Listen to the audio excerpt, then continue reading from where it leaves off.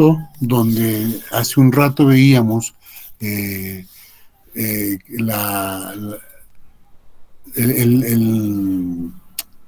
la comunicación entre la aorta y la arteria pulmonar por el ductus arterioso, allí está el istmo de la aorta, el istmo aórtico, entre la desembocadura del conducto arterioso y la emergencia de la subclavia izquierda. En ese istmo, que es esta parte, en algunos pacientes suele haber esta estenosis, este estrechamiento de la luz de la aorta. A eso se llama coartación de aorta. Esta coartación de aorta es una cardiopatía congénita bastante interesante. Ustedes van a escuchar permanentemente que a los niños no se les toma la presión porque los niños no tienen hipertensión. Pero esta patología, que es la coartación de aorta, nos obliga a tomarles la presión a todos los niños, porque estos niños que tienen coartación de aorta tienen hipertensión arterial. Y la hipertensión arterial se explica fisiopatológicamente por lo que les voy a explicar a continuación. Entonces, la coartación de aorta se va a definir como una disminución del calibre de la aorta que se puede presentar a diferentes niveles y que da lugar pues a una dificultad para que circule la sangre o una dificultad al flujo desde la aorta ascendente hasta la aorta descendente, ¿no? Terminando el callado, pasa la aorta descendente, el callado, y al inicio de la aorta descendente, ahí se va a encontrar esta estrechez de la arteria, que es lo que conocemos con nombre de coartación de aorta. En este diagrama, este es el ductus, esta es la emergencia de la subclavia izquierda, esto sería el istmo. El estrechamiento del istmo aórtico es que va a dar como resultado la coartación de aorta. Aquí está en un esquema. Esta es la subclavia izquierda, este es el ductus, y a esto de acá, a esto le llamamos istmo, el istmo aórtico. Ahí es que se produce, por algunas alteraciones, una estenosis de la aorta, un estrechamiento del grosor, de la luz de la aorta. ¿Por qué se produce? Se produce por una hipertrofia de la capa media de la porción posterior del ductus, que reduce la luz del vaso. Y se puede acompañar de, 1, hipoplasia de la aorta transversa, desde el tronco brachiocefálico hasta la subclavia izquierda. Y 2, en el istmo aórtico, desde la subclavia izquierda hasta la inserción del ductus. En estos dos lugares se puede producir la coartación de aorta. Y acá es un esquema que nos va a marcar claramente de qué se trata, ¿no? Este estrechamiento que acá a la luz vemos, que es un gran estrechamiento y que es desde la parte interna, ¿no?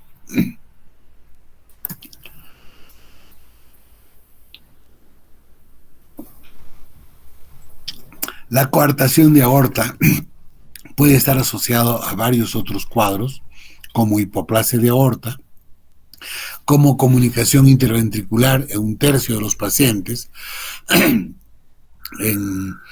Puede estar asociado también a válvula aórtica bicúspide. Esto pasa en 30-85% de estos pacientes, asociado a una estenosis subaórtica en un 15%, a una hipoplasia del ventrículo izquierdo, a algunas lesiones obstructivas mitrales o a otras malformaciones intracardíacas complejas. A todo esto se puede asociar la coartación de aorta. La coartación se encuentra entre la 5ª y 8ª malformación cardíaca en orden de frecuencia, con una incidencia que se estima en 1 por 2.500 recién nacidos vivos. Es mayor en varones que en las mujeres en una relación 2:1. Y el 4-5% se asocia a arteria subclavia derecha anómala. típicamente está asociado en un 35% con el síndrome de Turner. ¿Se acuerdan que hablábamos también del síndrome de Turner en la comunicación interauricular? Bueno, aquí hasta un 35% se pueden asociar a lo que es la coartación de aorta. Estos pacientes pues suelen tener herencia multifactorial y herencia mendeliana.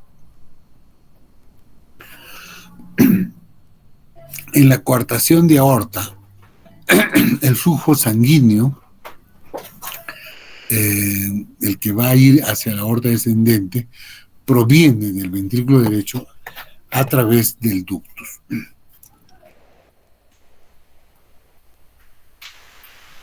En la coartación de aorta, generalmente el ductus permanece abierta por semanas, dejando una pequeña luz para el paso de la circulación. Cuando hay una disminución severa del calibre del ductus o al cierre del ductus, esto inmediatamente va a producir falla ventricular izquierda, o sea, insuficiencia cardíaca con una congestión pulmonar severa. Entonces, el cortocircuito de izquierda a derecha por el foramen oval y sobrecarga de volumen, que rápidamente desemboca a una situación de shock, con dificultad respiratoria severa, acidosis y ausencia de pulsos en miembros inferiores. Una de las razones por la que hoy día estoy haciendo clase virtual, chicos, es porque estoy un poco delicado de salud. Les pido disculpas porque tengo alguna dificultad para la entonación de esta charla.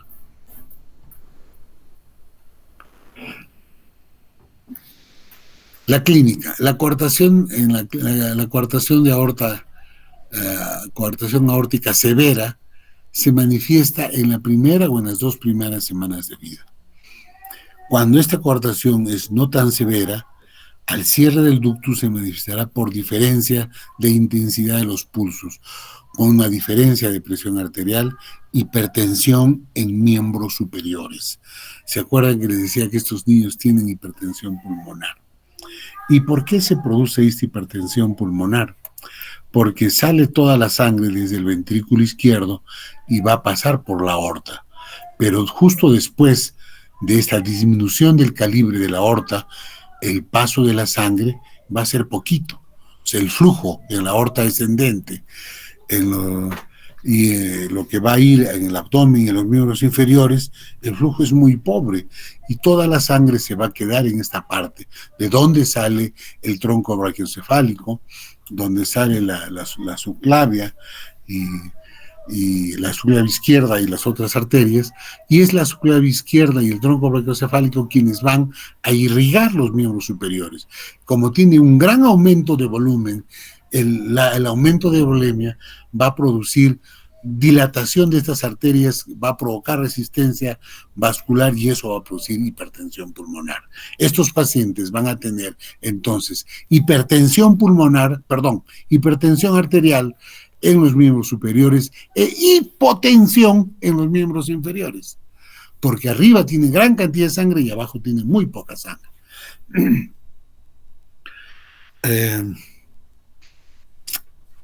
Primero, estos pacientes llegan a hacer insuficiencia cardíaca y una insuficiencia cardíaca severa.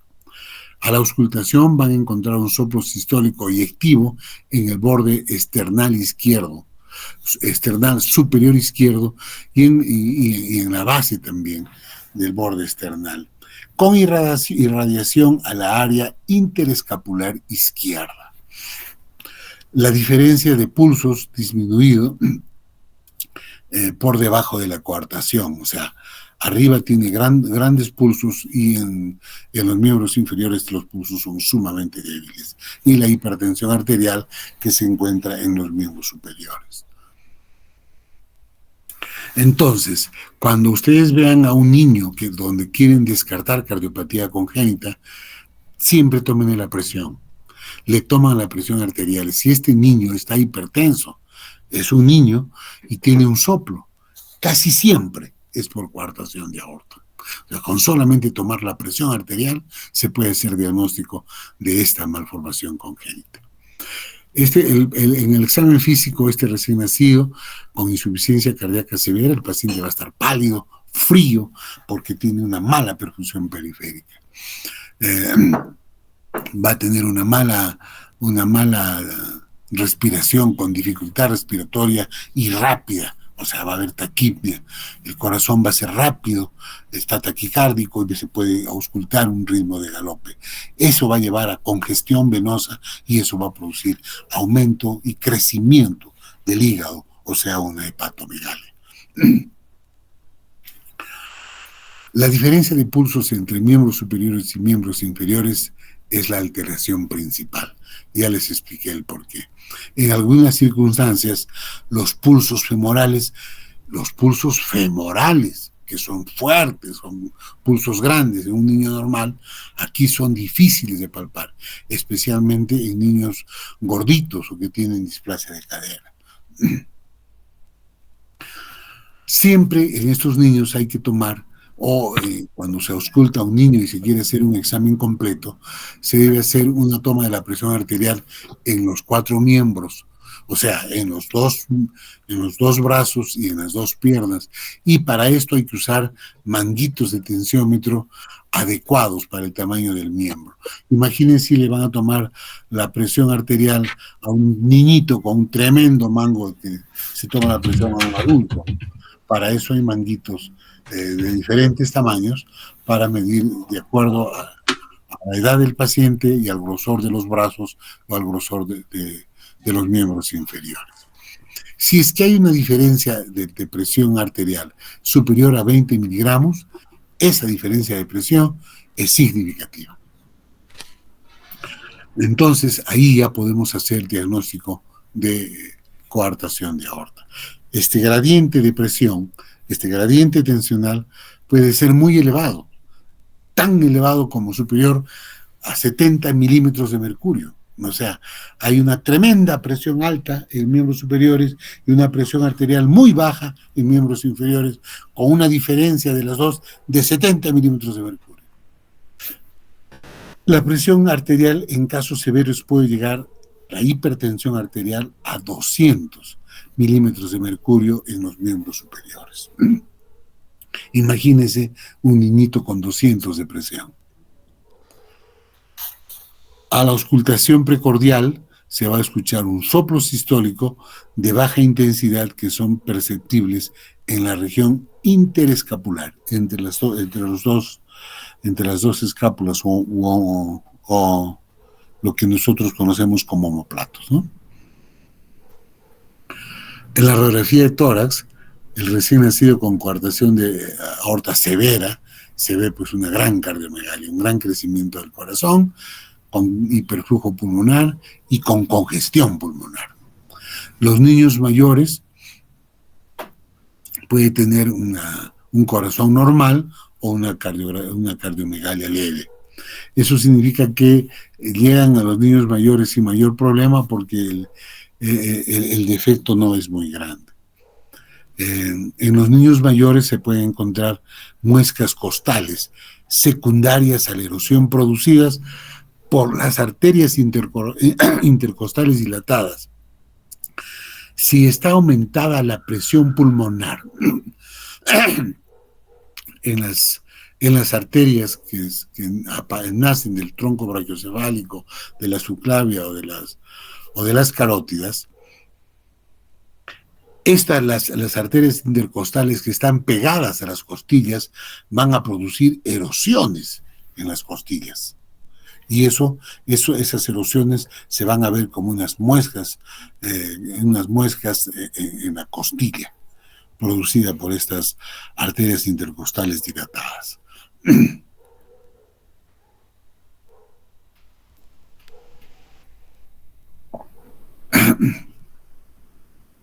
Algunos esquemas para mostrar la coartación. En el electrocardiograma puede ser normal en casos no severos.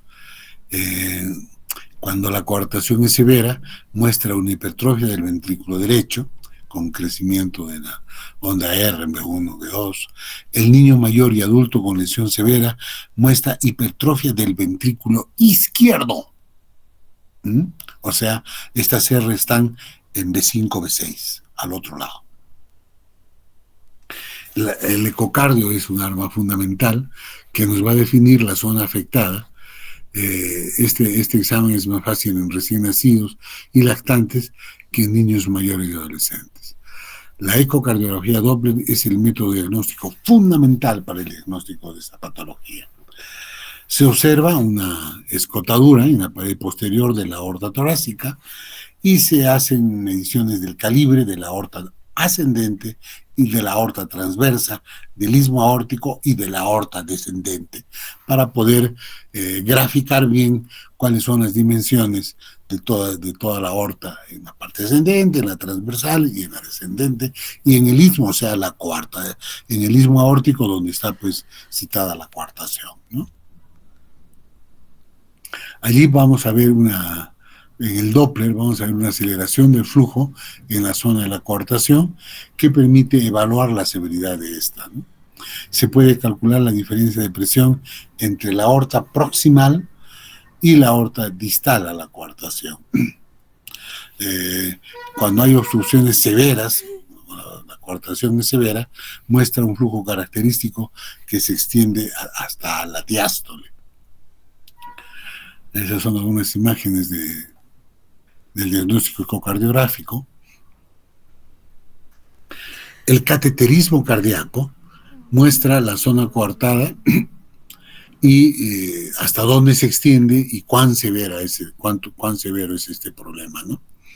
En el cateterismo no solamente se va a ver la imagen y el estrechamiento de la aorta, sino además se van a poder medir presiones y los gradientes de estas presiones, de los gradientes obstructivos superiores a 20 milímetros de mercurio, que ya son significativos.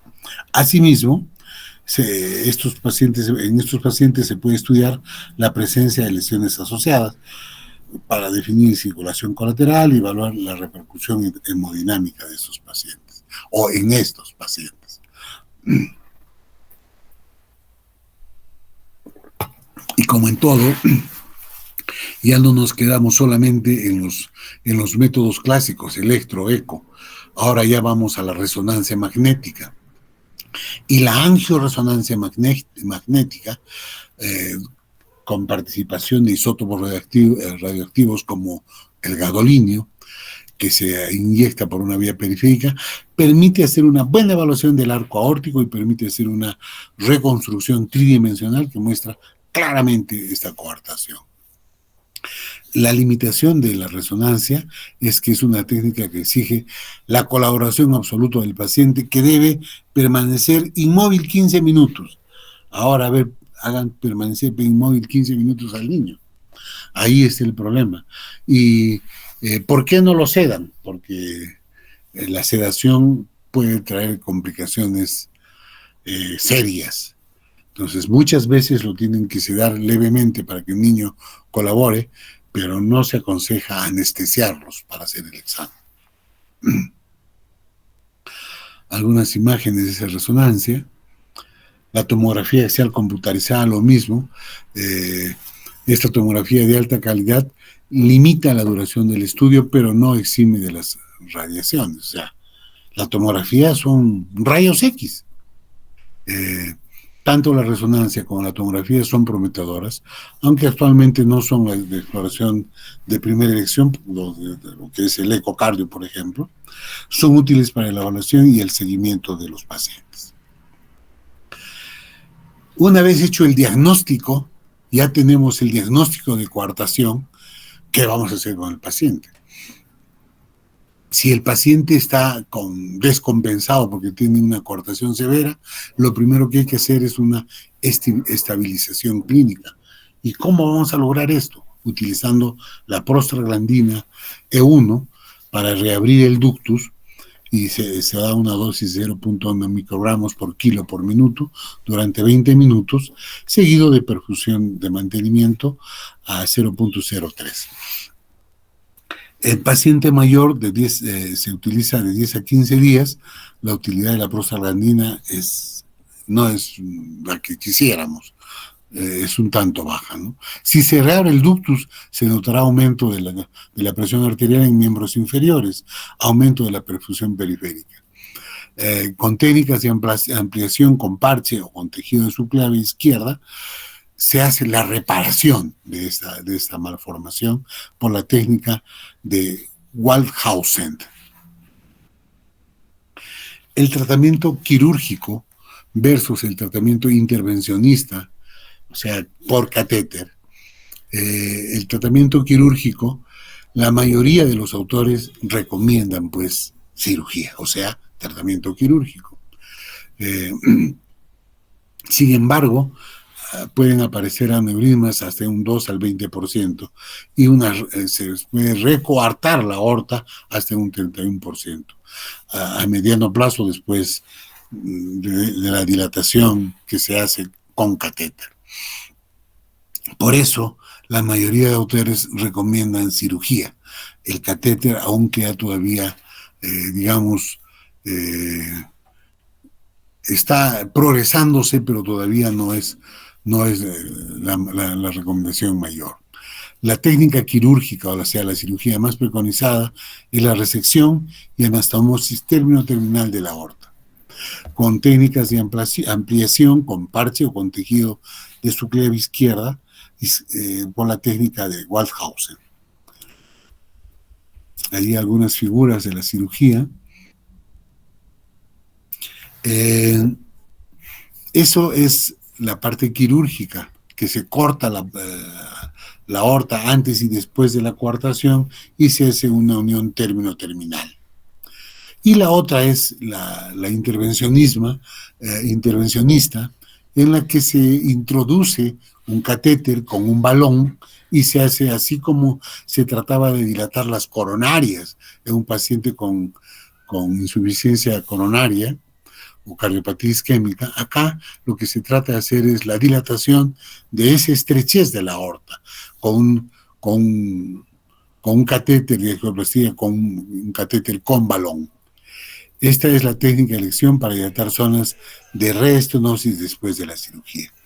O sea, si bien es cierto, no es la técnica para el tratamiento inicial, pero cuando hay reestenosis postquirúrgicas, esa es la técnica de elección. Ahí hay una angiografía y una angiografía postangioplastia con stent. Se hace la dilatación y así como en las coronarias se dejaban estas mallitas de metal que se llaman stent, lo mismo se hace aquí en la aorta, solamente que este es un vaso más grande y con la dificultad de que este niño va a seguir creciendo y que el stent en algún momento va a ser insuficiente. El pronóstico.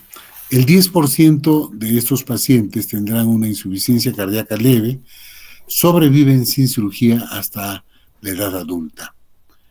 Nosotros hemos descubierto pacientitas con un crecimiento aparentemente normal a la edad de 16, 17 años, aparente normales, pero cuando se les toma la presión, están con una tremenda hipertensión. Se ausculta el corazón y hay un soplo. En la adolescencia y en la edad adulta es muy frecuente el desarrollo de una miocardiopatía hipertensiva. O sea, la hipertensión arterial daña el miocardio. Como les explicaba en la clase de hipertensión, ¿se acuerdan que había una hipertrofia concéntrica y luego había una hipertrofia excéntrica? Bueno, lo mismo pasa acá en hipertensión, pero en este caso es porque el paciente tiene una coartación de aorta. El 90% de los pacientes no tratados fallece antes de los 50 años, siendo la edad media de muerte a los 35 años. Eso es todo, jóvenes. Espero que de alguna forma me haya dejado entender y nuevamente les pido disculpas porque estoy un poco disfónico y eso también ha hecho que hagamos esta clase virtual.